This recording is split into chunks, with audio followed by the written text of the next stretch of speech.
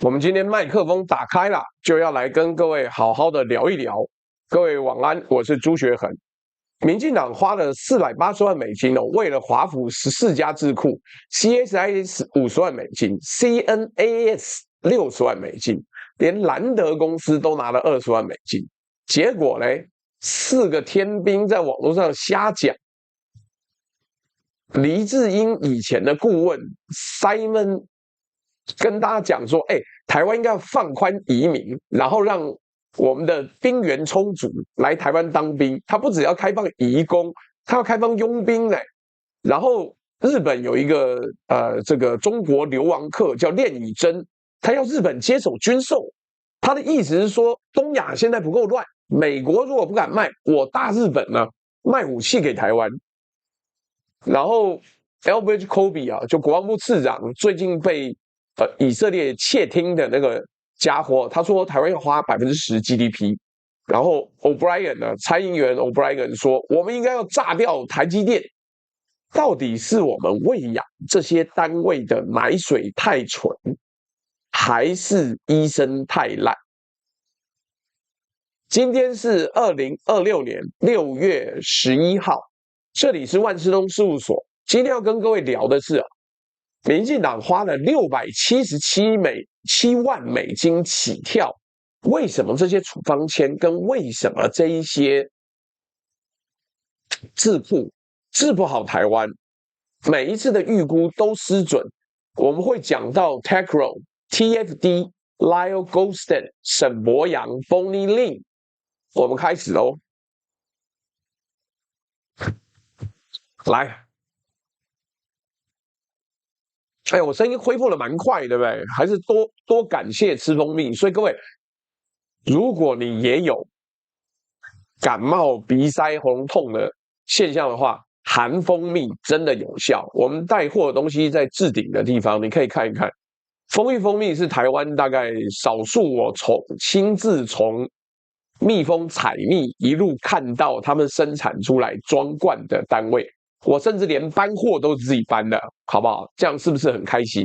来，今天的定场诗啊，是600万金为八方，华府医者写红妆，但闻良药皆苦口，不见诊间有真章。30啪叉陈强子，4联预测挂空堂，病灶不言终会绝，谁人替你开药方？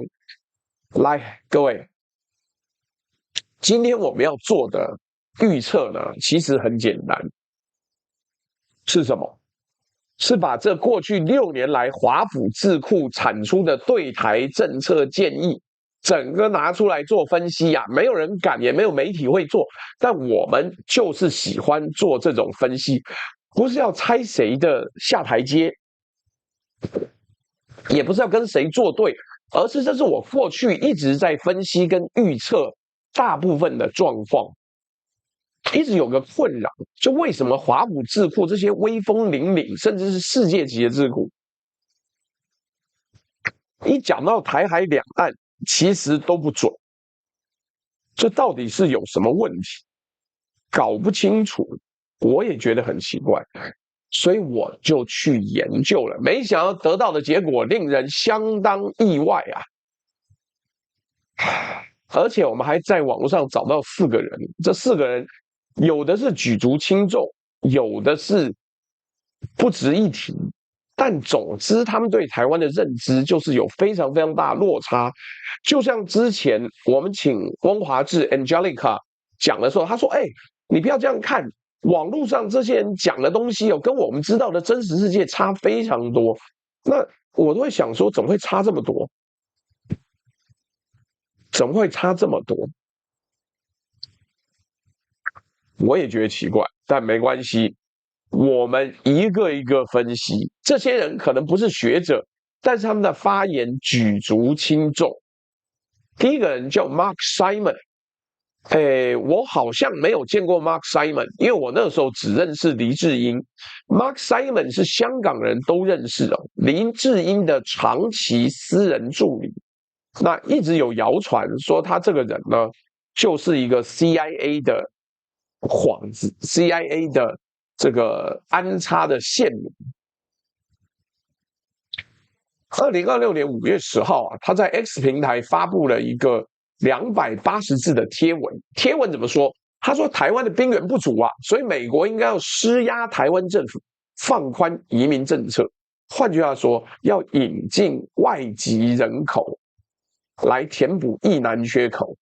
各位，台湾的兵役法规定，只有中华民国国民可以服兵役，要改这条法需要修宪等级的共识。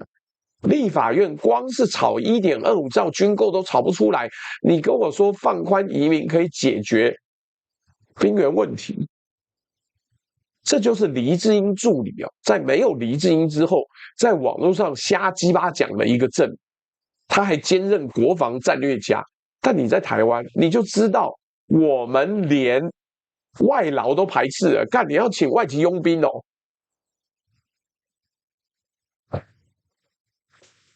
来，第二个人呢，叫做练乙铮。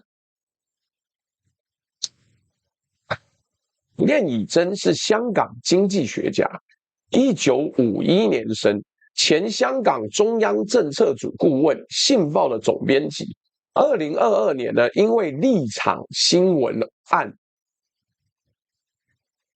逃难到日本，刚入籍满3年，现在挂山梨学院大学教授。2026年5月26日，他在 Newsweek Japan 写了一篇文章。一般正常台湾人大家都不会注意到，偏偏我这人就是有病，我这人就是喜欢看各种各样国际间对台湾的怪异角度。你屁啦，马土伯，你到底是多白痴啊？说你今天在台湾雇佣关系与兵役法无涉，我问你，在台湾哪一个雇佣关系的人可以拿枪，可以上战场杀人，可以接受政府征调？你他妈有够蠢！拜托你好不好？如果你很蠢，没有关系，你就在角落自己打字。你不要跟我讲在台湾雇佣兵不涉兵役法。请问台湾的保镖产业有没有任何一个单位可以配枪配弹？不然你找这些佣兵上战场是拿橡胶棒、拿铁链、拿棒球棒，是不是？愚蠢，真是的。香港移民当兵，那是他已经规划成台湾人了。跟你讲，真正的问题是最愚蠢，没有用。你还在那边讲说我雇佣兵来，然后就不用受兵役法限制。请问你雇一群人拿着枪弹上街，不受台湾的兵役法管辖，也不受军法的管辖，你他妈放不放心啊？拜托你长脑好不好？长脑啊！如果不长脑，还要在那边瞎鸡巴讲，那你跟 Mark Simon 差不多，你只是比他更低层，更没有意义，就是这个样子。来，练乙铮说什么？他在 Newsweek Japan 说，日本应该要代替川普向台湾出售武器。他的核心论点是什么？他的核心论点是，因为美国如果为了美中关系延迟对台军售，日本要取而代之。各位，日本的爱国者飞弹 F-15、F-16升级零件全部都是美国授权生产 ，license production。练乙铮提出来的日本取代美国的前提是美国要冻结军售。但这些人很天真的地方是，如果美国冻结军售了，他怎么可能容许你日本拿着美国的专利去赚钱？这是一个逃难去日本5年的香港学者指挥日本应该怎么挑衅中国。日本如果听了，那你自己活该。再来，第3个人叫做 Elbridge Colby。是现任美国国防部政策次长，而且他影响整个决策过程的威力我们已经讲过很多次了。台湾过去到现在不知道得罪了 Elbridge Colby 多少次，所以才被种种的刁难。因为以前民进党左派的人，你觉得你这些右派的军头实在是很愚蠢、笨。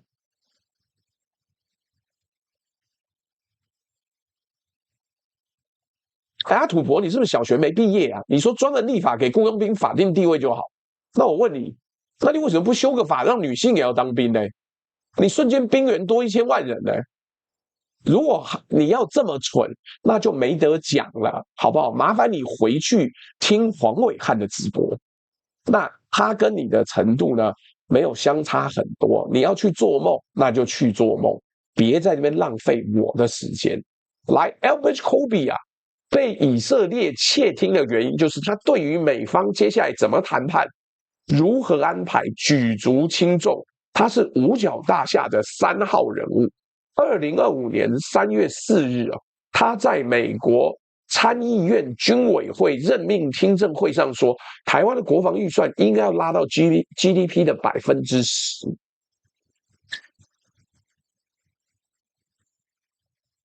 各位，台湾2025年 GDP 大概26.88兆台币，10%就是2.68兆台币。换句话说，中央政府总预算近2年大概3兆台币呀、也就是 Albert Kobe 要求台湾把中央政府预算的90%拿去买武器，不要管教育，不要管粮食，不要管基础建设，90%都给我拿去买武器。唉，来第四个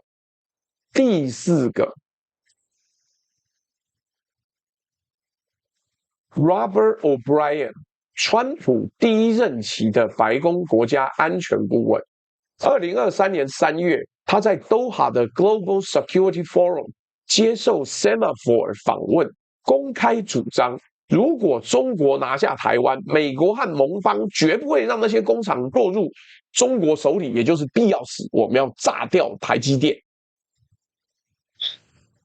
多了不起，多了不起！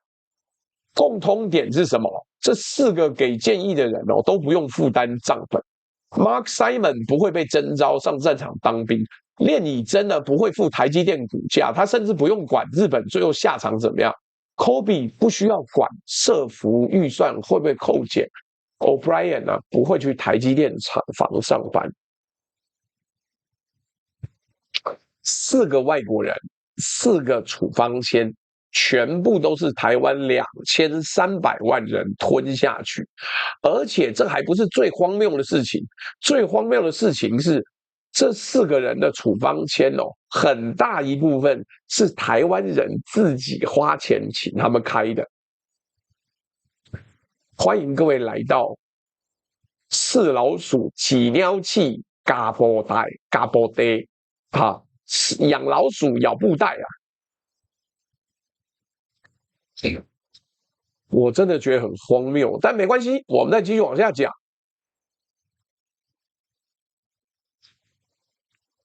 最近啊，是不是不读书的王义川很开心？他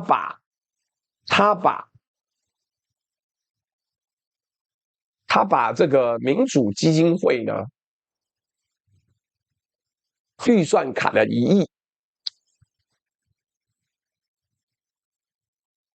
来，我们要分析这件事情，要看的是营业执照啦。诊所要开门营业，是因为有钱进来，钱从哪里来？3条金流。第一个是台湾的驻美代表处 TACRO 直接捐赠 ，TACRO 全名是台北经济文化代表处，台北经文处，本质上是台湾的驻美大使馆。你看一下哦，本质上是台湾的驻美大使馆。根据 Quincy Institute 2024年12月上线的 Think Tank Funding Tracker 公开资料库，这家研究所自己拒绝外国政府资金，所以他讲话有公信力。他去分析2019年到2023年这5年，台湾的驻美文化办事处直接捐给美国智库的金额是558万美金。具体给各位看一下，具体给各位看一下。来，你看看这个数字是怎么样？来，这个 Brookings 布鲁金斯拿了125万美元 ，Carnegie Endowment 拿了65万 ，CNAS 新美国国家安全中心拿了60万 ，Hudson Institute 拿了60万 ，Atlantic Council 拿了60万 ，Stimson Center 拿了52万 ，GMF 德国马歇尔基金会就是我们敬爱的葛莱仪所在的地方拿了40万美金 ，Foreign Policy Research Institute 拿了30万美金，看这样有没有很开心 ？CAP 美国进步中心拿了25万美金，兰德公司拿了20万美金，700万新台币连 Wilson Center 都拿了10万 ，Pacific Forum 拿了3500块，给那么少很奇怪啊。第二条，台湾其他政府单位，国防部、外交部、国合会、台湾 CDF 等等，另外砸了约120万美元，你就知道为什么有那么多的绿营侧翼人在美国吃得饱饱，肥到流油。两条加起来，台湾政府在明面的管道上5年为了美国智库677万美金。第三条呢更刺激了，这个叫做台湾民主基金会 （Taiwan Foundation for Democracy）。这个基金会是2003年由外交部出资建立。2023年的财报显示 ，TFD 年度预算是1.54亿台币，外交部的补贴呢占95%到98%。你我的这个预算就这么给出去了，开不开心？开心呐！我们的税就缴到这里来喽。来，各位，95%到98%是这个基金会，实际上就是外交部的白手套子机构。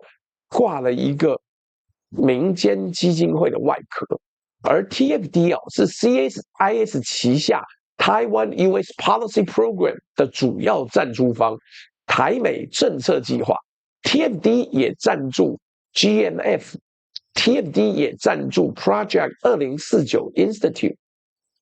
我们敬爱的副总统从2008年在这家智库挂顾问挂了17年，来。各位，你看到这里可能会问，那这些智库拿了钱之后，有跟读者交代吗？有跟我们这些客户交代吗？ The American Prospect 2020年6月17号做了一份调查报道，标题叫做 Taiwan Funding of Think Tanks Omnipresent and Rarely Disclosed。 台湾对智库的资金赞助无所不在，但是几乎没揭露。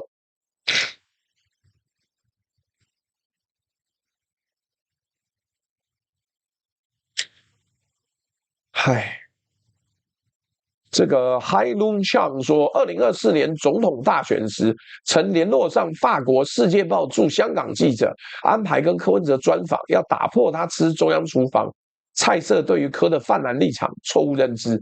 他都准备飞来台北了，可惜柯当初排不出时间。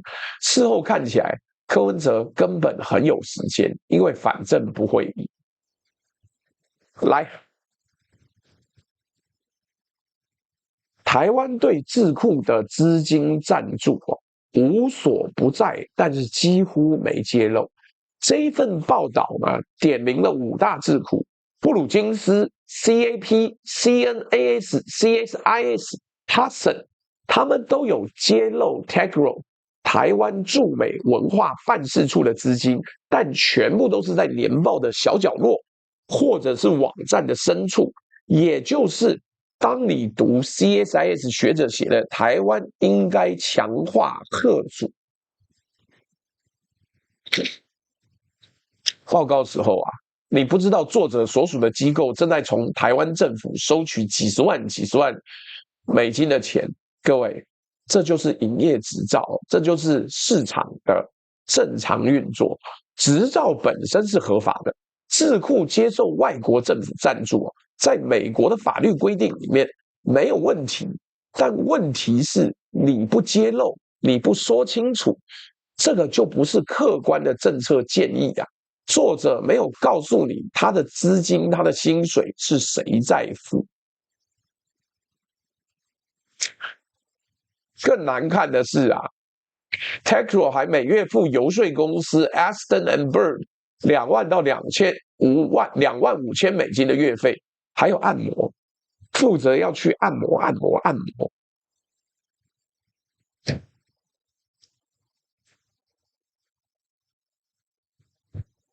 结论一句话，这不是学者建议，是花钱买来的处方。问题是病人花钱，医生收钱，最后还是病人病死。来，我们这样讲，博洋兄啊，头发卷卷的这位弟兄呢，在真是我不是要特别打他，他在这一个分析里面哦，真心告诉你，他妈人家是一个重要人物，但是我们孤影其名。为什么？因为他妈他太重要了，你不可以小看他。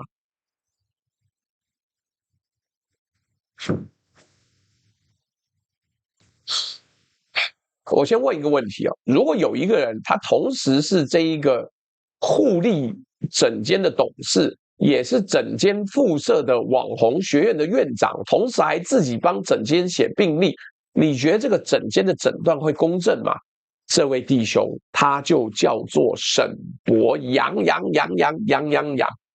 洋啊，博洋真的比我们想象的厉害很多。来，我帮各位数一下，沈博洋身上有几顶帽子，这个帽子还真是开心啊。来，为什么说他有那么多帽子？第一个，2024年6月起，台湾民主基金会第8届董事，民进党4席之一，其他3席是范云、周威佑、杨义山，也就是说，沈博洋是直接掌握外交部1.5亿预算流向哪家美国智库的决策权的人。第二，黑熊学院共同发起人，黑熊学院是2020年代初成立，跟战略学者何成辉合作创立，获前联电董事长曹兴诚投资新台币6亿赞助，声称，各位，6亿台币不是小钱。第三，中共渗透指数开发者沈博洋自己研发、自己发布、自己定义什么叫渗透，什么叫不渗透，他自己就是情报生产者。第四，2018年10月起，由林峰镇一个酒驾的前科犯邀请担任不当党产处理委员会委员，2020年8月离任。第5项，2019年起与绿营立委合作推动代理人法案。第6项，2023年获选为世界民主运动委员，全球的政治网络也有他。第7项，2024年起任民进党不分区立法委员。2025年9月大罢免失败，民进党团改组之后，哟吼，他成为民进党团副干事长。第8项，2026年4月，民进党提名他参选台北市市长。哎，你想象一下，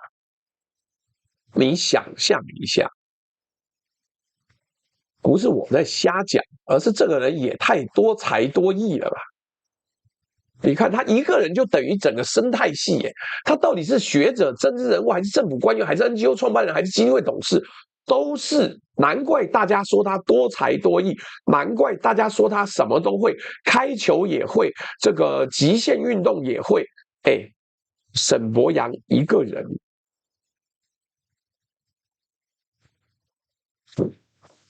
就是民进党的金流加情报加智库加政治权力的完整闭回路的活体样本。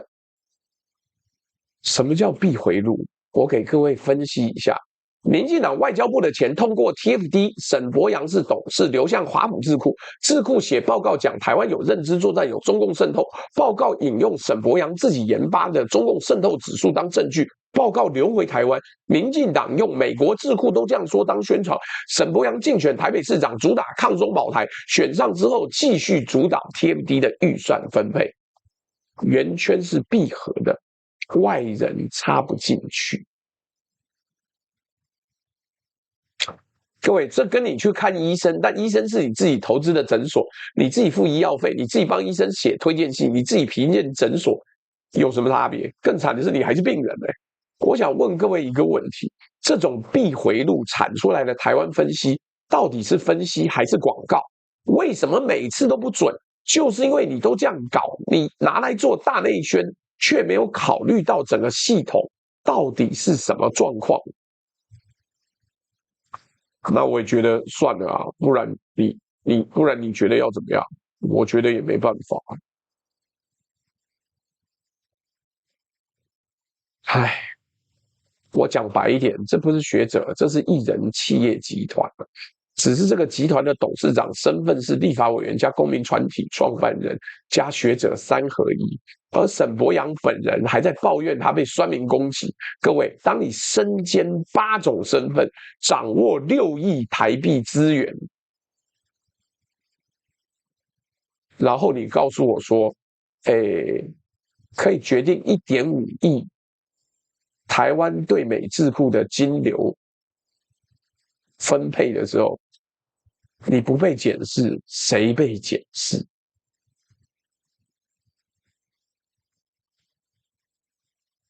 我跟你讲，今天不是沈伯洋第2集啊，今天讲的是国外智库，但偏偏沈伯洋在里面每一个角度、每一个环节都有一个角色，才被迫讲到他。没关系，讲完了。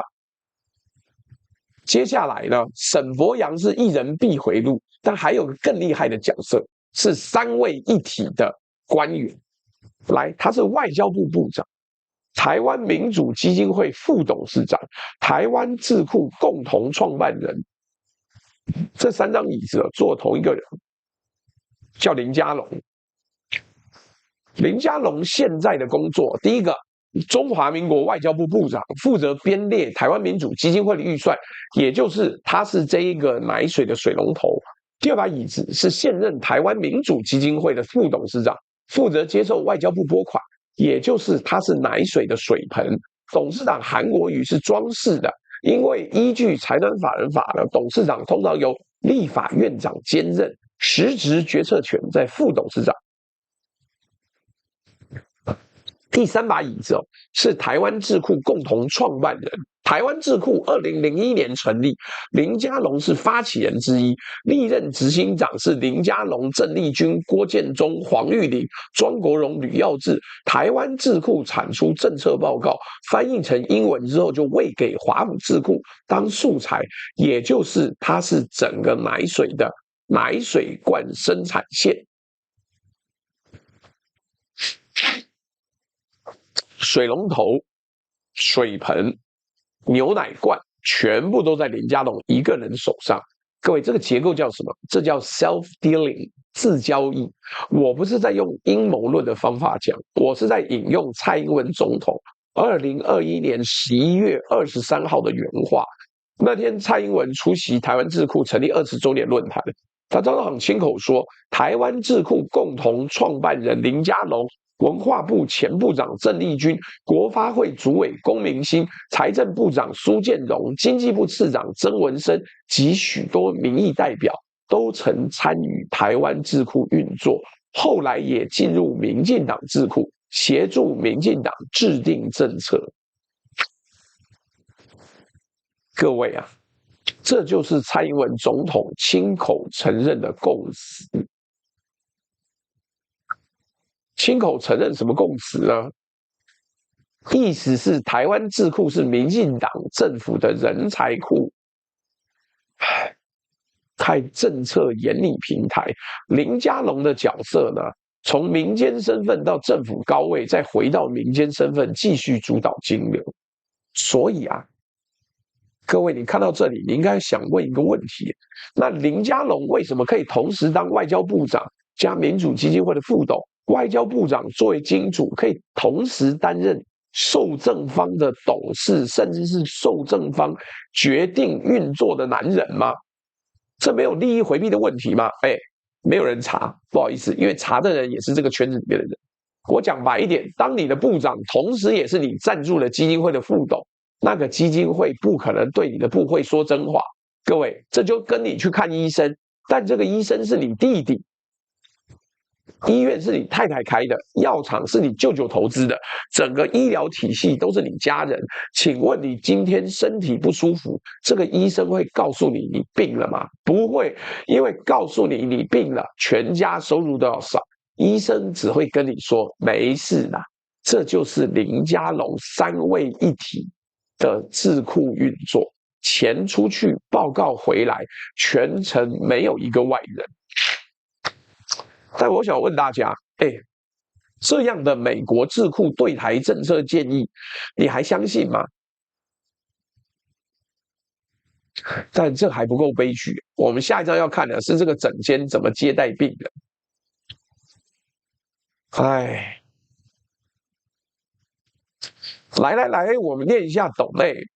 我不是注意休息，嗓子也哑了。我是之前的感冒，到现在好很多了，但是没有完全好。来，坏掉龙九说，请支持莆田鸭脚木东密玻璃瓶单人阿尔巴老猪活动，并按赞分享加群热推购买商品。也请为老猪祝福打气，谢谢。乙一说，处方签药方错误，不是一开始就看错科，或者所托非人，传说的请鬼拿药单。这个 Sylvia 呛说，好到了。OWTS 说补课费用 ，OWTS 说朱喜欢听你的课，喉咙还是要多照顾，多保重。快好啦，快好啦，大家不用担心。你看林佳龙是不是也很伟大？讲到这个程度，我觉得民进党很多人都很伟大，什么工作都可以兼。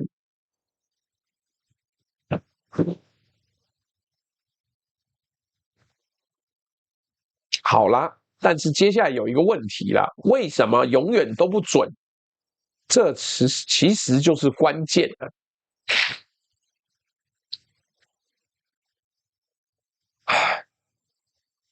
这个智库的执照讲完了，给钱的董事讲完了，诊所的院长讲完了，现在我们看到底接下来呢要怎么一回事？什么怎么一回事呢？就是美国智库的学者要来台湾访问啊，民进党政府会全程接待，但访问名单里面的几乎没有国民党，没有退役军方鸽派，没有传统工商界，没有反对派学者。换句话说，台湾没有反对的声音，只跟医生说好话。我们来看一个具体案例啊，2024年4月25号，当时还是副总统当选人的萧美琴接见了一个美国访团，这个访团的美国成员，民进党自己挂在官网上当政绩，所以我不是在猜，这是民进党自己的新闻稿。访团是 CSIS 的高层出访，带队的是 Victor Cha， 韩国裔资深副会长兼韩国讲座，成员包括 Fony Lin。林洋 CSIC 中国权力计划主任，他2015年到2018年在五角大厦担任台湾事务主任，后来跳到兰德，再到 CSIS。Corey Shaik 是 AEI 外交暨国防政策主任 ，Christopher Johnston CSIS 的日本讲座资深顾问 ，Alison Hooker。前白宫国安会亚洲事务资深主任 Colin Powell， 前美国国防部政策次长 Peter Roskin、Stephanie Murphy， 前联邦众议员。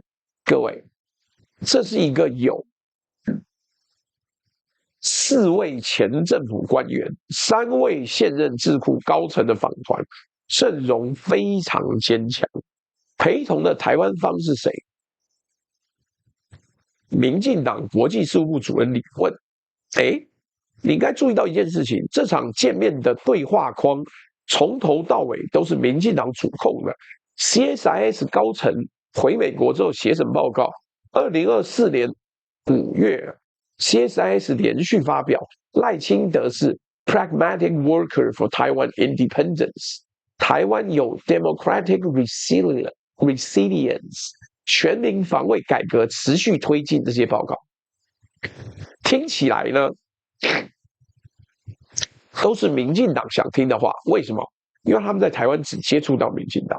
我们再看第二个更精彩的案例 ，GTI Global Taiwan Institute， 这个在国外本来就是独派所做的智库发表的独派旗舰报告，2023年叫做 Advancing the U.S.-Taiwan Partnership。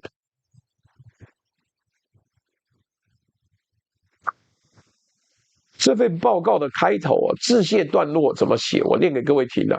2023年3月，被蔡英文、赖清德、吴钊燮一字排开接待，12月就生出一份挺民进党路线的政策报告。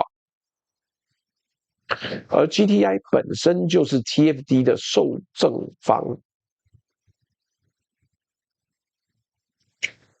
钱进去，报告出来，路径完全可以追。更惨的是，这份报告 GTI 自己挂在网站上当案例，他们不觉得有问题啊？那完全是一个独派的智库，独派跟台派自己花钱自己开，然后我们的外交部给他们钱。我讲白一点了，这就跟你去看医生，这个医生只愿意跟你说话，不愿意跟你家人说话一样。你说医生，我觉得我胃痛，医生说好，我相信。开了一张处方，你家人在旁边说，医生他其实是胆结石，胃不是真的痛。医生不听，他只听你的，因为是你出钱。结果这个病人拿着胃药处方回家吃了3个月，胆结石没治好，胃还吃坏了。各位，这种自给自足的智库价值链就是这样运作的。只接待病人，不接待病人的家属，没有 second opinion， 所以医生永远不知道病人真实的状态。只要民进党说某个美国智库是客观第三方的时候，你应该打开支票簿看一看，这个第三方收了多少钱。各位，讲到只接待自己人，我必须要插播一个。直播前几天刚好发生的事情，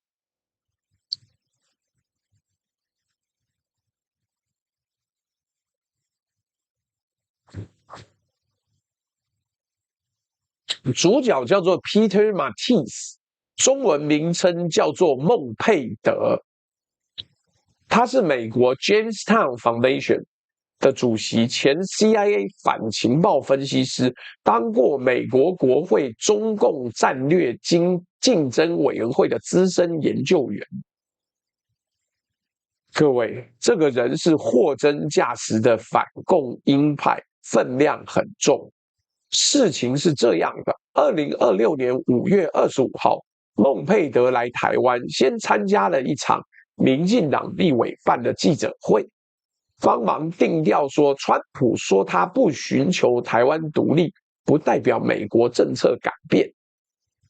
换句话说，他先被民进党拿去当背书，然后他为了要平衡一下，去拜会在野的国民党，本来要见国民党主席郑丽文，结果形成出了一个沟通的误会，改由副主席代见，又临时取消。接下来戏就来了，5月28号，台湾媒体突然冒出一堆报道，标题是郑丽文放鸟美国智库主席，把一个单纯的行程拜会炒作成国民党怠慢美国，不重视美台关系。结果5月29号啊，孟佩德 Peter Mattis 直接翻脸，他在 X 上发文。各位他怎么说？他说他已经向国民党主席致歉，因为一名愚蠢的民进党消息来源针对一次可以理解的行程安排错误，引发了媒体骚动。他还特别强调，Jamestown 基金会的角色是协助美国人理解盟友跟对手自己的说法跟立场，而不是介入别国的政治，更不会选边站。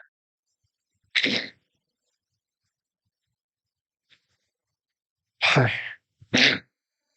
各位，你听懂这里的弦外之音了吗？一个反共鹰派的智库主席公开发推骂民进党的消息来源 foolish， 然后他强调自己不选边站。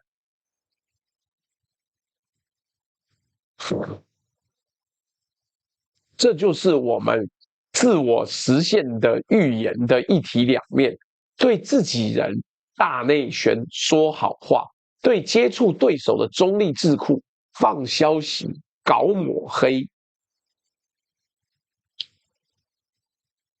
孟佩德25号才帮民进党记者会站台，结果他想平衡一下接触国民党，民进党的消息来源立刻放话，拔剑国民党这件事情打成负面新闻。我讲清楚，这不是在为国民党讲话。郑丽文自己4月10号才去北京见习近平，月初也还放了日本自民党青年局的鸽子，国民党自己的状况也一堆。重点不是国民党多无辜，重点是民进党操作智库叙事的手法，为我所用就捧，接触对手的就打。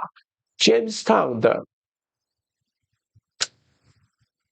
智库主席被人家打成中共同路人的。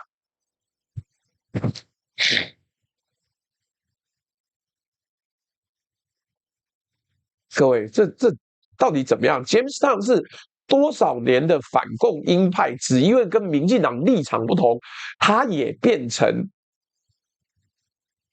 投共，他也变成通共。你他妈知道到底在干什么？我真心不懂。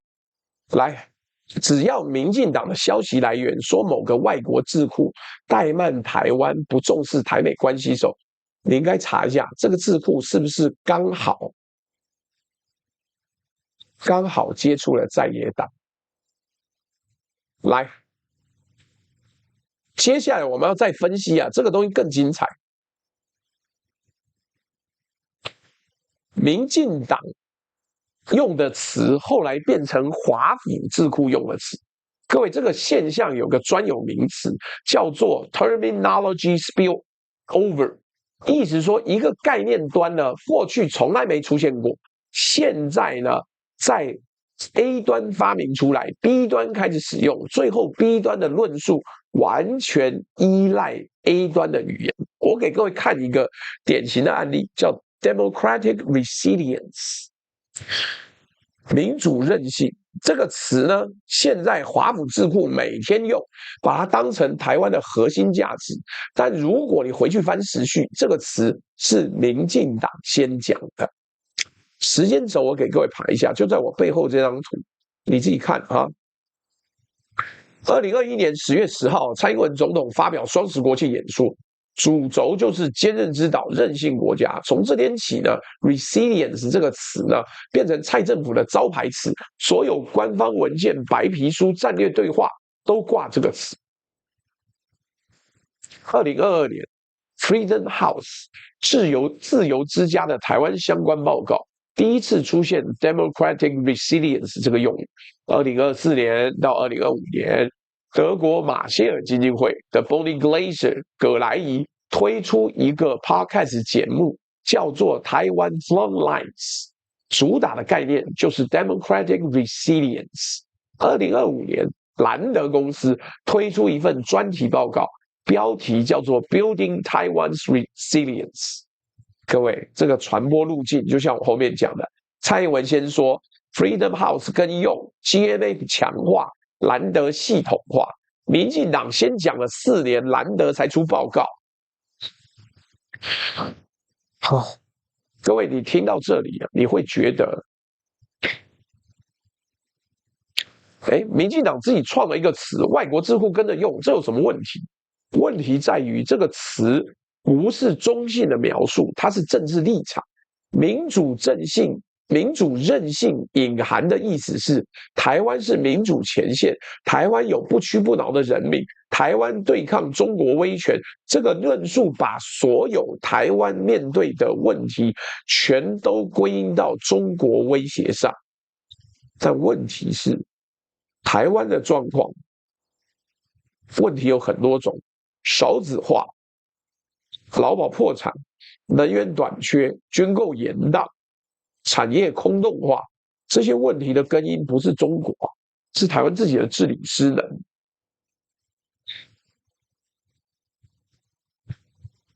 当华府智库满口都是 Democratic Resilience、台湾 Frontlines， 他们等于只看到民进党想让他们看到的部分。更可怕是另外一个现象。我讲一个让聊天室震惊的事实：华府智库不是按照政党色彩引用台湾媒体，是按照英文版来选。什么意思？智库最常引用的台湾媒体是 Focus Taiwan 中央社的英文版，台湾 News 频繁，台北 Times 有时，自由时报中文版，中国时报、联合报、三立 TVS 几乎不被引用。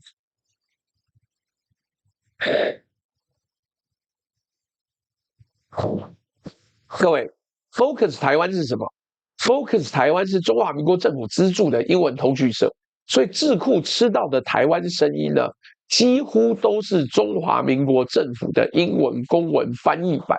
讲白一点，当华府学者写了一份台湾分析报告时，他们脑中的台湾是民进党政府写给他们看的台湾。我想问聊天室的各位一个问题：当医生只看你家人翻译给他的版本的病情描述时，这个医生看到的是真的你，还是你家人想要让医生看到的版本？只要台湾看到的美国智库台湾报告满口任性、前线民主价值时，你就要警觉这份报告的素材啊，都是来自于民进党。唉，这讲起来真的很夸张啊！来，你有没有看到我背后那张图？你仔细看一看，一个62%，一个40%，看起来是水，却装的是一样，这到底是怎么一回事？来，我跟你讲，我们讲完了民主任性，但是请各位稍稍看一下这个状况，你想一下，这到底发生了什么事情？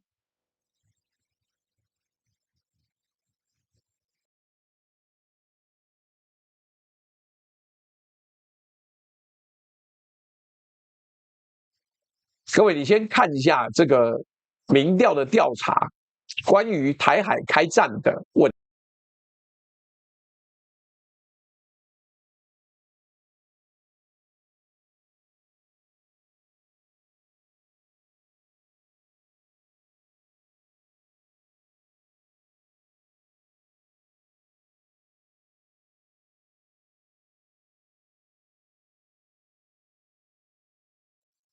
来，看到了没有？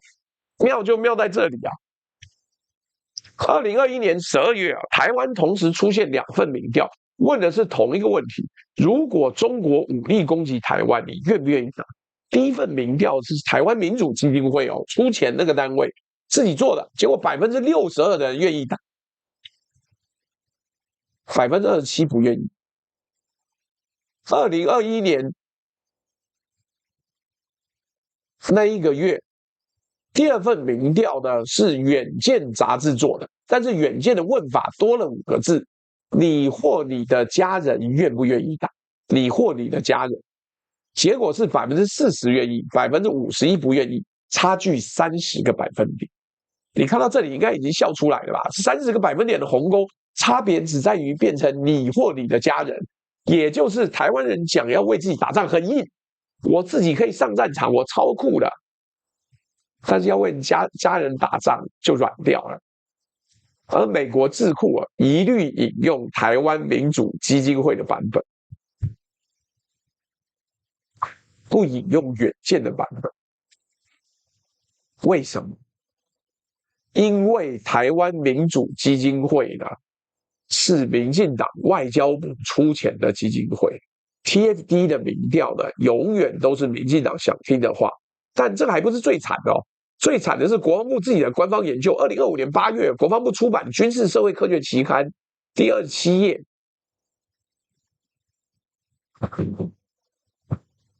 受访者被询问，若因台独问题导致两岸战争时将采取何种行动，仅有23%的受试者愿意采取防卫行动。各位23%呐，连国防部自己的官方研究跟智库常用的62%、70%高调的民意差距将近50个百分点，而且华府智库一律引用70%的版本，不用23%的版本。国防部的资料他们引用，因为没有英文版。为什么？因为70%的版本是 TFD 做的 ，TFD 收钱给钱，23%的版本是国防部做的，国防部没有花钱请智库宣传。我讲白一点，病人壮如猛兽。如果这个智库做出这样子的评断，那是因为你拿了钱的。真实的病人连体温计都不敢碰。你听到这里，你会问说：“哎，那美国智库的人不会去核对吗？”不会，因为他们的工作不是核对，他们的工作是用 TFD 提供的素材写报告。Chicago Council on Global Affairs 这个芝加哥对全球事务会议在2022年3月就点出这个现象。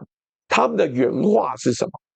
他们的原话是在台湾说 yes， 我会保卫我的国家，是规范性的典型正确答案。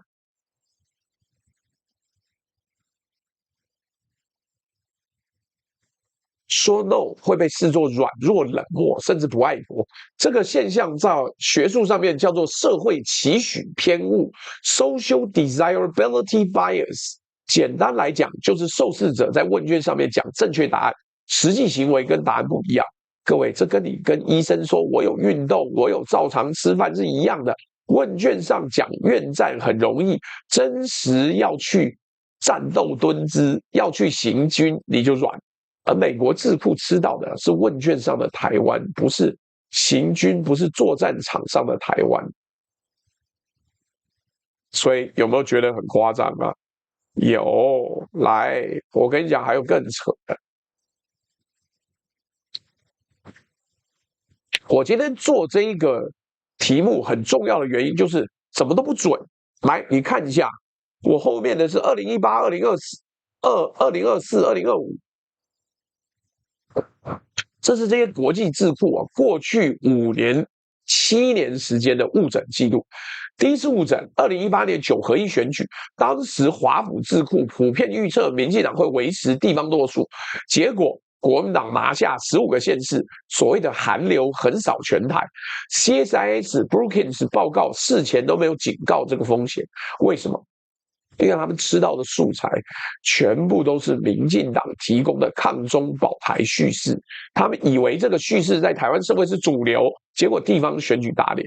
第二次误诊，2022年县市长选举，智库评估说中国威胁升高，台湾团结对抗，没有人预测到结果，国民党拿了13席，民进党只有5席。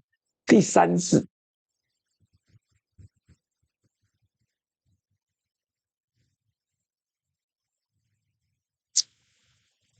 2024年总统选举，各位，这是最惨。智库普遍预测蓝绿对决，所有报告讨论的都是蓝白合会不会发生。结果柯文哲拿了26.46%，赖清德拿了40.05%，侯友宜拿了33.49%。哎，第三势力崛起，没有任何美国主流智库预测到，你说这怪不怪？好不好笑？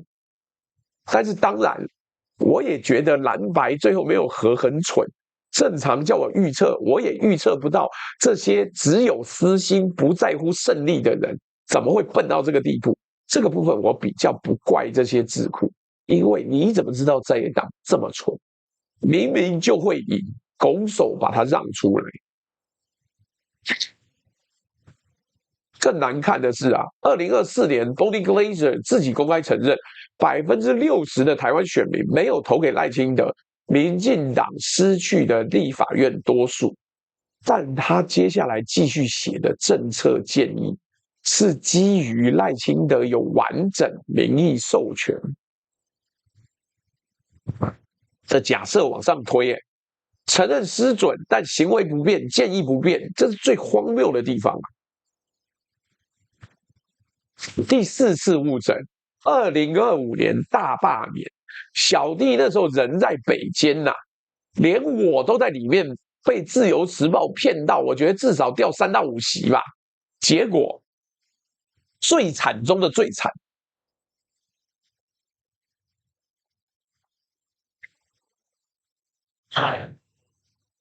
威尼斯说：“请问朱大有机会讲台湾为什么少子化这么严重？小小多山的台湾竟然全球第一低生育率，可以啊。我们这边有提到，我们有网友说，要多少钱才能够定制一集题目？可以指定一集题目，$200就好。你若没有，就等我随便，等我随便弄。来，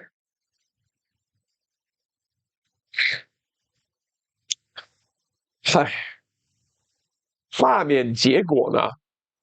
全部失败，32-0啦。兰德公司的台湾政策倡议主任 Raymond Vo 事后公开承认，大罢免的结果让我有些意外。我原本预期至少会有几位立法委员被罢免，尤其考量到台湾公民社会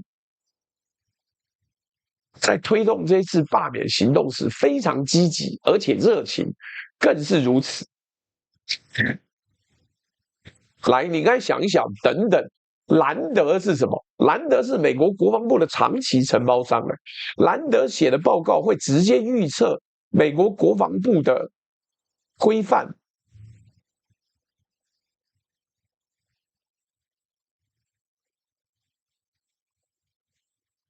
结果嘞，兰德都看不准，你他妈到底是怎么样？我真心觉得，你各位最好再仔细看一看。来，兰德为什么是美国国防部的主要智库？结果他们也预测不准，因为他们的答案是建立在单方面民进党给他们的素材之上，这就是误诊啊！从2018到2025年4次重大选举，4次失准，每一次失准。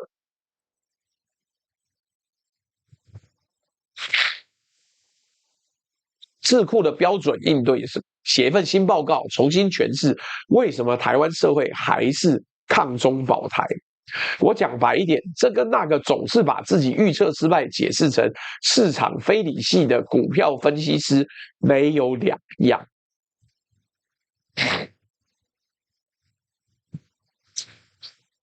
但民进党还是继续砸钱给这些智库，为什么？因为这个智库的任务不是诊断正确，是诊断让金主满意啊。我想问各位一个问题啊，一家4次重大诊断都失败的智库，你还会去挂号吗？正常人不会，但民进党会，因为他们花钱买的不是诊断，是符合他们需要的处方签。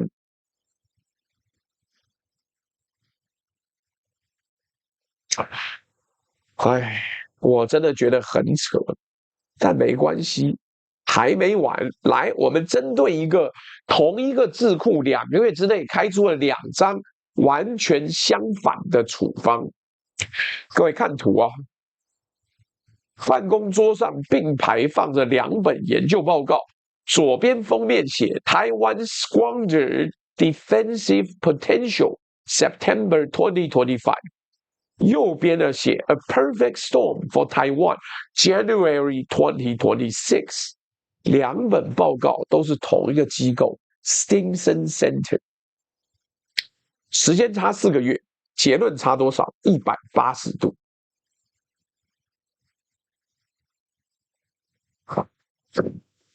第一张处方签2025年9月11号 Stimson Center 发布报告，台湾被浪费的防卫潜力。这份报告呢，骂台湾骂得很惨。原文是说 ，Taiwan talks the talk, but mirrors conventional legacy approaches。直翻啊，我先给各位看一下。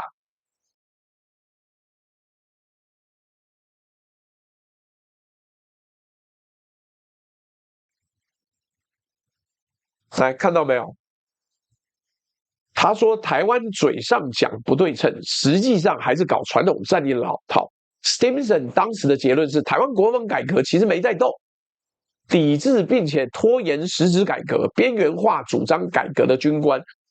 第二份报告来了，2026年1月23号 ，Stimson 中国中心主任孙运在 Foreign Affairs 写了一篇文章，2026年台湾的完美风暴。这篇文章大力渲染台湾2026年会面临地缘政治、经济、军事三重危机交织的完美风暴，呼吁美国要强化对台支持。各位 ，Stimson Center 同一家机构4个月内，前半骂台湾不长进，后半帮台湾造势，你会觉得怎么可能？我跟你讲，钱已经到手了，什么都可能。骂的时候不影响金流，搞不好还可以要更多，因为民进党知道骂完之后智库还会帮忙造势，而且如果他骂表示智库给智库的钱不够多，再给他替你造势的时候更不影响金流啊，因为钱已经到手了啦。更荒谬的是，连 CSIS 本体也是这样。2026年1月 ，CSIS 发布的这个圆桌会议里面他说你可以把战车排除，台湾正在等一大堆战车，我不觉得战车有任何意义。登陆场景下，战车根本撑不过。这是实话，对不对？这是实话。CSIS 自己的学者在圆桌会议上讲，台湾不该买战车，但 CSIS 其他报告继续支持 M1A2D 的采购。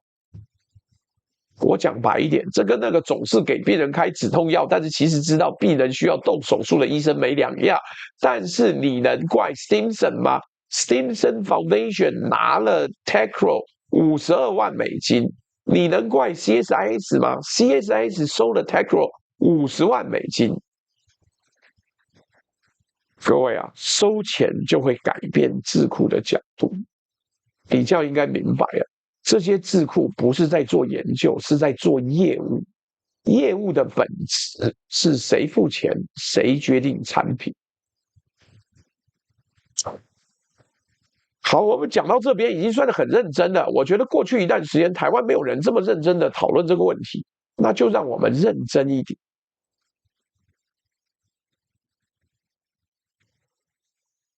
如果我们要证明这些收钱的智库真的判断有问题的话，你要看一下这张图，3个独立的光源，3位站在不同光源下的人物。左边呢，戴眼镜的西方资深学者，这是 John Mearsheimer， 芝加哥大学教授，进攻性现实主义学派代表人物。中间呢，站在《时代》杂志封面的西方学者，这位叫做 Lyle Goldstein，Defensive Priorities 智库亚洲计划主任。右边呢，穿深色军装的东亚退役将领，叫做李祥宙，中华民国的前陆军司令、前国安局长2级上将。这3位的共同点是什么？是他们都不收民进党的钱。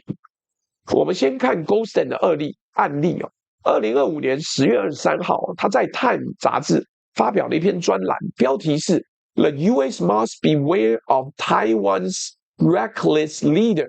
美国必须要小心台湾的鲁莽领导人。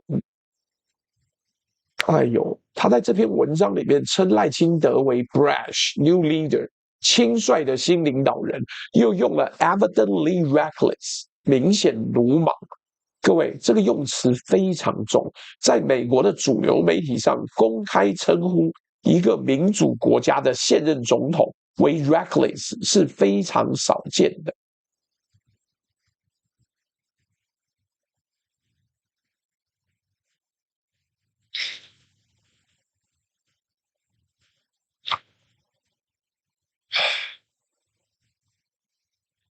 但 Goldstein 讲话为什么这么迟？因为他在 Defensive defense priority 工作 ，defense priority 是拒绝收取外国政府的资金，跟 Quincy Institute 是同一个生态圈，他们不拿外国政府的钱，他不收任何的贿赂，他讲真话。更精彩的事后反应，台湾外交部副部长出口务，谢谢你抖内了10个会籍啊，你这次还拿不到，就表示大家真是非洲人。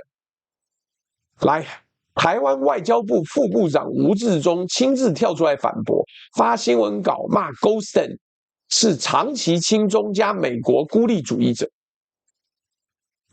但更精彩的事情还没结束 ，Atlantic Council 大西洋理事会2025年12月9号出来帮民进党打 Goldston。你听到这里，你应该注意到一件事情 ：Atlantic Council 收了台湾驻美文化办事处60万美金 ，Defense Priority 是不收 TACRO 的钱。收钱的智库跳出来压制不收钱的智库对台湾的批评。我讲白一点啊，你收了药厂钱，就你出去骂那个不收药厂钱的医生，对不对？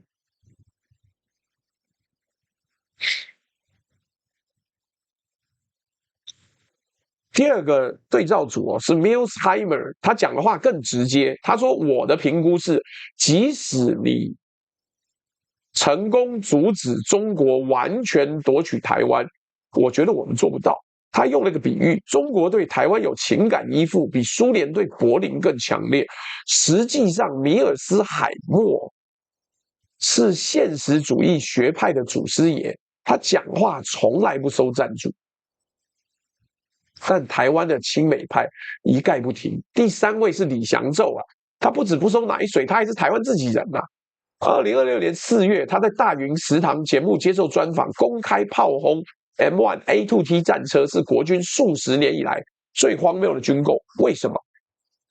因为第一个，它重达70吨，而且更别提它如果加上那个防无人机攻击的那个堡垒或者是那个铁丝网的话，更重。台湾40%的桥梁大概有11600座无法承载。第3，暂时的燃油补给困难。第4，这跟不对称防卫的战略背道而驰啊！各位，李祥宙是谁？李祥宙是前陆军司令加前国安局长加2级上将。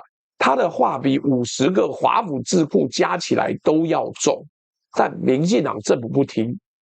民进党说：“靠北，你不懂啦，陆军司令不懂战车，战。”唉，各位听到这里，你应该已经看清楚整个结构了。收赞助的智库 CSIS、Brookings、Stimson、GTI 满口好话，政策建议跟民进党同步。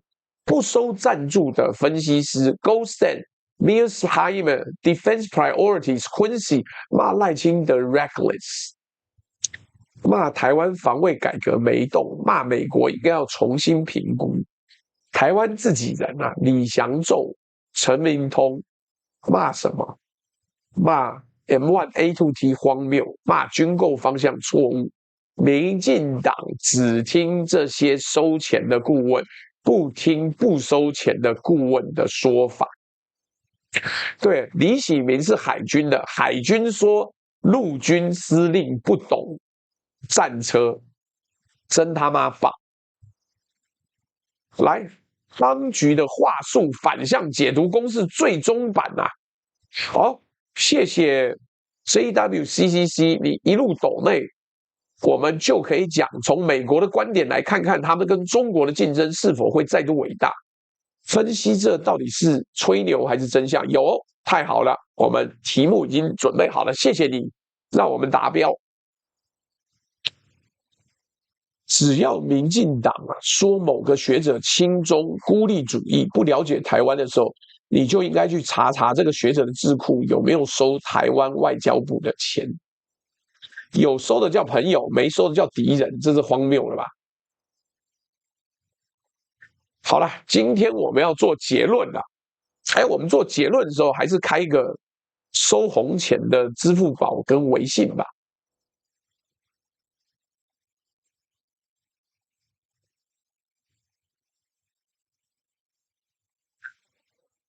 唉，来了，我们花了这么多的功夫哦，把这整个花钱买智库，智库配合你，然后你用智库的内容来做大内宣，但是完全没有解决你的问题的这件事情分析的这么清楚，你愿不愿意听？啊，各位赶快记得按赞啊！目前才484个赞而已，至少破个600吧，好不好？赶快继续按赞。今天线上有800多人看，来个600赞不过分。我们要回到一开始那个切点，为什么民进党资助美国智库这件事本身不是完全不行？不是，真正的问题是在于民进党政府资助智库之后，只跟智库说好话，不说实话，于是智库产出的东西只能拿来大内宣。只能拿来大内宣，不能拿来治本。这就是你去看医生，你不跟医生说实话，只是想拿到一个漂亮的说法，回家跟人炫耀一样，这样你的病只会越来越重，不会好的。各位，你看到的真实台湾是什么样子？我给各位聊天室列几个数字啊，这个都是资料库里面的硬数据，但是我没有看到美国的智库有针对这个做分析。第一个，役男人数2027年跌破8万人；第二个，志愿役编宪比75.58%，国防部的目标是80%以上，40%的桥梁，约11600座。沉不住 M1A2T 70吨的战车，65岁以上人口已经破20%，生育率是0.695，全球最低。劳保潜藏负债13.65兆，1.25兆军购只是劳保负债的9.2%，每年劳保负债膨胀1.5到1.7兆，以美论已经达到40.5%。这是布鲁金斯自己2025年8月的数据。盛大的选言是广义维持现状88.9%，中国人认同2.4%，国防部自己研究是只有23%愿意为台独打仗。目前按赞人数527呀，各位在网上破一下吧，还剩7几个，你把它弄一弄，通破600，我们就会有更多人看的。今天的那个流量较差一点，请大家记得按赞。来，各位，这就是台湾的现况。台湾的现况，蔡兆和说他现在在一般病房 Day One， 还请大家鼓励辛苦的医护人员，朱大也要好好保养声音，有在保养了。来，可是外国智库讲什么？外国智库讲民主韧性坚强，全民防卫改革推进，台湾是印太民主前线，抗中保台，70%共识，不对称战力升级中。真实的台湾跟这些智库描绘的台湾差了一个地球的距离。来，我今天做3个结语的方向，你们记下来。第一个结语：真相总是伤人。民进党花了677万美金买的不是诊断，是符合他们想要的处方签。真相是真话，没人想听，所以民进党选择了花钱买漂亮话。我看华哥又来了，华哥说：“各位如果能够破700赞的话，他就再抽30个会员。赶快，各位赶快按赞！”只差60-70个按赞就可以再抽30个会员哦，开心吧？华哥真是好心人，希望华哥一切平安，上厕所都有卫生纸。你知道真话没人想听，所以民进党选择了花钱买漂亮话。但漂亮话是治不好病的。桥梁该补就该补，役男该训就该训，劳保该改就该改，没有 democratic resilience 这4个字可以帮你把桥的沉重升上来啦。第二个结语，科学终将胜利。科学是问卷怎么变，结论就怎么变。你愿不愿意打62%，加上你或你的家人之后变40%，再回到国防部的时候变23%，这不是民意摇摆，是统计学告诉你怎么设计问题就会得到什么答案。当民进党继续用70%的版本当宣传，科学告诉你那是一个被精心挑选的数字。当这些智库继续引用同样的70%的时候，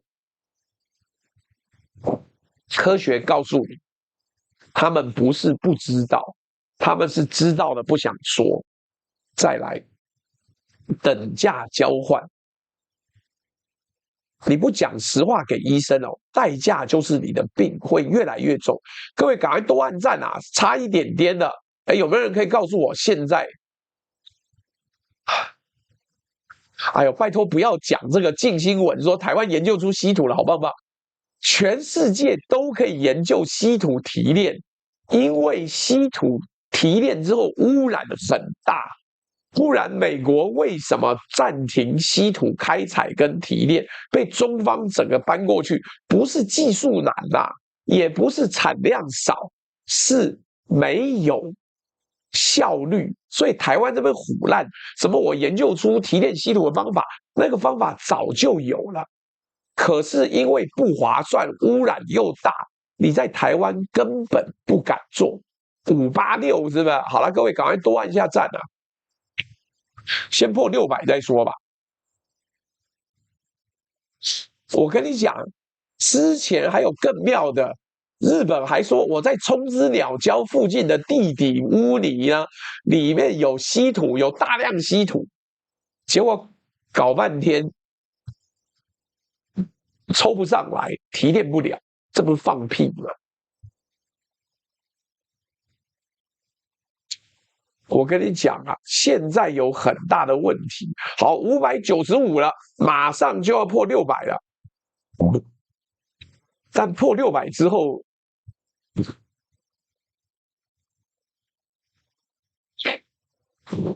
哎，来啊！第3个是等价交换，已经破603了。民进党花了677万美元哦，喂养这些智库。真正的问题没人诊断，役男跌破8万，没有人在华府写报告；桥梁承受不住70吨，没有人在 CSIS 圆桌会议讨论；劳保13.65兆破洞，没有人在 GMF 开会讨论。这些事情本来是智库该做的工作，但智库的钱都拿去写台湾 No.1、台湾 Frontlines 这种宣传片。各位，真实的智库病人是台湾2300万人，真实的医生是民进党花钱请来只说好话的华府智库。真实的智库处方签是治不好台湾的漂亮文案的。我今天最后一段，民进党给自己加冕，靠的是绕地球一圈的双人舞，钱从台湾纳税人出去，绕了华府一圈，然后他的故事再回来。民进党用美国智库都这样说当圣旨，但这个圣旨是他们自己花钱买来的。智库的钱太香，医生太配合你，病人付了账，但继续喝安慰剂，这就是今天的真相。哎，哈奇科吧也第一次留言了，还 USP 说615了，还剩85个。Winston Ruby 最后问了一个问题。那 DPP 为什么要这样做呢？原因很简单，因为要拿来做宣传，因为要拿来对美国宣传，对台湾宣传，所以搞到最后呢，你讲出来的话都不是真的，你听到的智库分析都不是真的，那这样搞什么？但问题是，对他们来讲，选赢最重要啦。各位，礼拜六的时候，我们就要告诉各位，邱毅人讲的一句话最了不起，只有选票才是一切的答案，选赢了才是一切的事情，不需要治国，不需要学会怎么让民众满意，你只要选赢就没事的，4年一次，2年一次，搞定就开心。邱毅人真是专家，而且我这样讲，你有没有觉得很夸张？国民党上一次力主蓝白不需要和，一定会当选，谁？金溥聪啦、赵少康啦、侯友宜啊，结果败选大败，有没有人出来被检讨？你要民进党遇到这种状况，早就把你抄家灭族了。结果国民党还说：“哦，好棒棒啊，太好了。”赵少康还在继续主持节目，金小刀还在那边到处乱搞，侯友宜还在那边岁月静好。就这个礼拜六有网友委托我们做了一集，他抖内了200欧元。我跟你讲，赏罚不分明，绝无可能获胜。台湾现在就是这样子啊，而且更重要的是，就跟铁拳教育一样，有没有？当这个国家的政治人物都不害怕选民了，这个国家一定会完蛋。这个结果不是代表台湾的选举制度有很大的问题，不是，是民进党很会选举，而在野党很愚蠢，很愚蠢。哎，你等等 ，Lee Alex， 你没有仔细看哦，民进党推大罢免完全失败，32-0，有没有人滚？有，曹兴诚从此被冷冻，柯建铭就被拔掉了他党团总召。你看，民进党是不是铁拳教育？是啊，是啊，你敢把党拖去一个没有胜利的一个方向，然后我他妈事后检讨你，我把你搞死。坦白讲啊，我也不知道沈伯洋被推去选台北市长到底是惩罚还是一个安排，所以一定有人负责，这是民进党基因里面写的清清楚楚的，谁出来乱，谁就要负责。哎，只有柯建铭走人，只有吗？柯建铭是多少朝元老了？你即使是柯建铭，民进党在野的时候走不了。结果柯建铭就因为推动大罢免失败就走了，怎么样挣扎都没有。我跟你讲，赖清德不会给柯建铭下一个位置，没有，你搞错了。赖清德恨柯建铭恨到入骨。对啊，民进党越打越强，国民党越来越弱，为什么？因为地方明代的每年的党内初选全部都要重来，全部都要重来，就是我不管你是不是现任跟新任，你全部都要给我重新做一次民调。国民党不是国民党是现任选上了，现任就理所当然继续连，所以民进党的意思就是弱者淘汰，弱者必然淘汰，失败者不给你机会，好不好？所以讲到这里，各位赶快准备要投票了，我也贴出来那个收红钱的狗皮膏药，然后我们置顶的斗内代书卖货都点那个 link tree， 好不好？烤玉米大卖，暂时缺货，所以你下了单，我们下个礼拜才能出。你可以先下单，但要等等。然后蜂蜜呢，你也赶快下单，我这个礼拜六应该再会凹公民 V 载我去搬蜂蜜。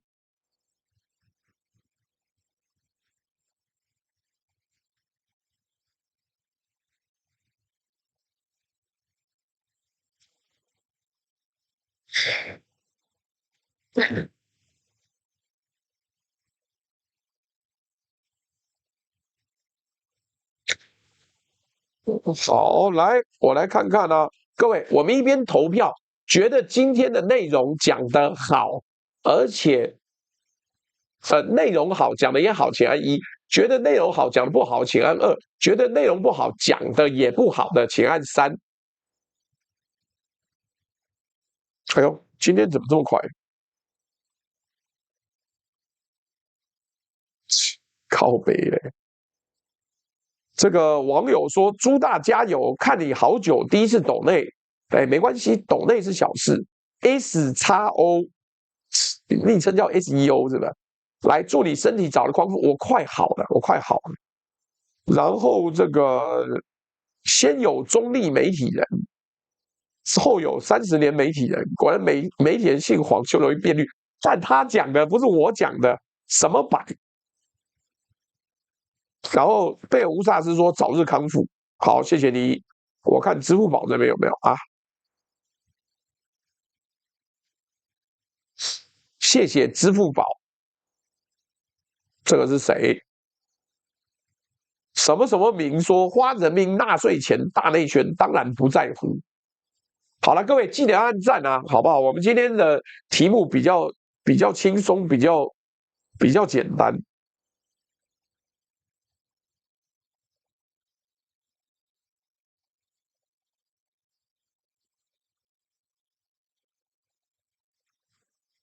好了，各位，马上下个礼拜就是端午节了。我顺便提一下，如果你还要订那个信公的猪肉的话，不一定还有哦，请各位赶快看一下。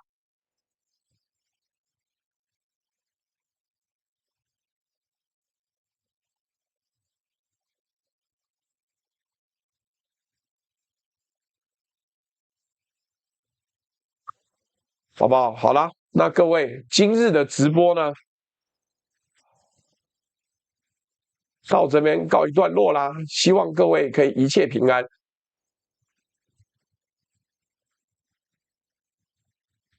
今天哪有轻松？今天很轻松，好不好？今天没有那么长啊，动辄搞到1个半小时到2个小时。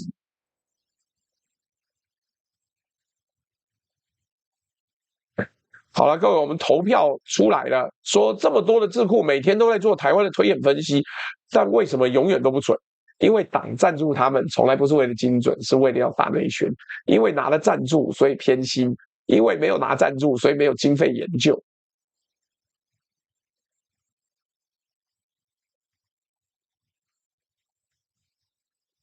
别说，别说，别说。六逢，谢谢你的抖内。听命吴说，台湾人真的好可怜，让民进党拿自己的钱洗人民脑，被党卖了，还要跟我说谢谢。有天青鸟认同一国两制也不意外，有新的核能哦。李有逢说，朱大保重身体。嘎嘎咪咪口说，这就是之前国外新闻写，大部分台湾人都愿意上战场打仗，而且民进党等于民主，国民党等于亲中，根深蒂固观念的由来。威尼斯说的，我说了，之前如果有人要抖$200的话就可以。嘎嘎咪咪口说，所以美国智库到现在还没发现他们所有资料都是民党喂的吗？还是他们不在乎？他们不在乎，而且党给钱呐、钱是香的，好不好？米勒桑说：“朱大，我想这就是美国近年来军事挫败的原因。敌国军事实力的分析有一定的准确性，但民心士气、敌情等都是备位资料。”出口无，谢谢你的抖内，然后你又抖了这个10个会员，然后 JWCC 一路抖到目标达成，谢谢你。蔡兆和说，一般病房 Day One， 还请大家鼓励辛苦的医护人员，朱大也要好好保养声音，请各位按一祝蔡兆和早日康复。叮叮叮说华哥是好人，祝华哥及朱大早日中大乐透。坏掉的龙九说姓黄的媒体很容易变绿，我笑了，干你不要笑啊，到时候被他骂、啊。